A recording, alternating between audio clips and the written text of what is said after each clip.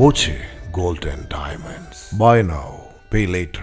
Shoranur railway station നവീകരണം അന്തിമഘട്ടത്തിൽ. സ്റ്റേഷന്റെയും ഷൊർണൂരിന്റെയും മുഖഛായ തന്നെ മാറ്റിയ രീതിയിലാണ് റെയിൽവേ സ്റ്റേഷൻ നവീകരിച്ചിരിക്കുന്നത്.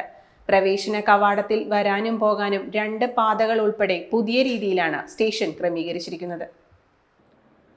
സ്റ്റേഷനിലേക്കുള്ള മറ്റ് തുറസായ സ്ഥലങ്ങളും അടച്ചു. മുമ്പ് സ്റ്റേഷനിലേക്ക് എല്ലായിടത്തു കൂടിയും പ്രവേശിക്കാമായിരുന്നു. ഇപ്പോൾ സ്റ്റേഷനിലെ പ്രവേശന കവാടത്തിലൂടെ മാത്രമേ പ്ലാറ്റ്ഫോമിലേക്ക് എത്താനാവൂ.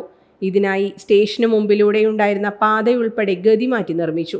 മാത്രമല്ല, നേരിട്ട് സ്റ്റേഷനിലേക്ക് പ്രവേശിച്ചിരുന്ന വഴികളെല്ലാം അടയ്ക്കുകയും ചെയ്തു. 12 കോടിയോളം രൂപ ചിലവഴിച്ചാണ് സ്റ്റേഷൻ നവീകരിച്ചത്. സ്റ്റേഷനിലെ പ്രവേശന കവാടത്തിൽ മെറ്റൽ ഡിറ്റക്ടർ ഉൾപ്പെടെയുള്ള സുരക്ഷാ ക്രമീകരണങ്ങളും ഏർപ്പെടുത്തിയിട്ടുണ്ട്. പ്രവേശന കവാടത്തിൽ 2 ഇടങ്ങളിലും ടിക്കറ്റ് കൗണ്ടറും അന്വേഷണങ്ങളും റിസർവേഷൻ കൗണ്ടറുമാണ്. പ്ലാറ്റ്ഫോമിലേക്ക് പ്രവേശിക്കുന്നിടത്ത് LED ഇൻഫർമേഷൻ ബോർഡും സ്ഥാപിച്ചിട്ടുണ്ട്. പ്രവേശന കവാടത്തിൽ നിൽക്കുമ്പോൾ തന്നെ ട്രെയിനുകൾ സ്റ്റേഷനിലെത്തുന്ന സമയം അറിയാനാവും. 2 സ്ഥലങ്ങളിൽ മേൽപ്പാലങ്ങളുമുണ്ട്. പഴയ മേൽപ്പാലത്തിൻ്റെ അറ്റകുറ്റപ്പണികളും അന്തിമഘട്ടത്തിലാണ്.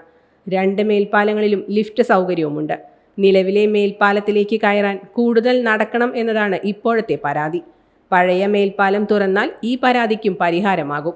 സ്റ്റേഷന് മുമ്പിൽ ബസ് കാത്തിരിപ്പ് കേന്ദ്രം ഇല്ലെന്ന പരാതിയും പരിഹരിച്ചിട്ടുണ്ട്. നിലവിൽ ടാക്സി, ഓട്ടോ പാർക്കിങ്ങിന് കൃത്യമായ സ്ഥലം നിശ്ചയിക്കാത്തതാണ് ഇപ്പോഴത്തെ പ്രധാന പ്രശ്നം. മുമ്പ് റെയിൽവേ നിശ്ചയിച്ച് നൽകിയ സ്ഥലത്തായിരുന്നു ഓട്ടോ ടാക്സി പാർക്കിംഗ് ഏർപ്പെടുത്തിയിരുന്നത്. കൂടുതൽ ടാക്സി, ഓട്ടോ അനുവദിക്കാനുള്ള നടപടികളും റെയിൽവേ സ്വീകരിക്കുന്നുണ്ട്. സ്ഥലപരിമിതിയാണ് ഇപ്പോൾ റെയിൽവേ സ്റ്റേഷന് മുമ്പിലെ പ്രശ്നം. ബസ് കാത്തിരിപ്പ് കേന്ദ്രത്തിന് സമീപമാണ് ഓട്ടോറിക്ഷകളും നിർത്തിയിടുന്നത്. ഓട്ടോ ടാക്സി സ്റ്റാൻഡിന് പ്രത്യേകം സ്ഥലം നൽകിയിരുന്നു.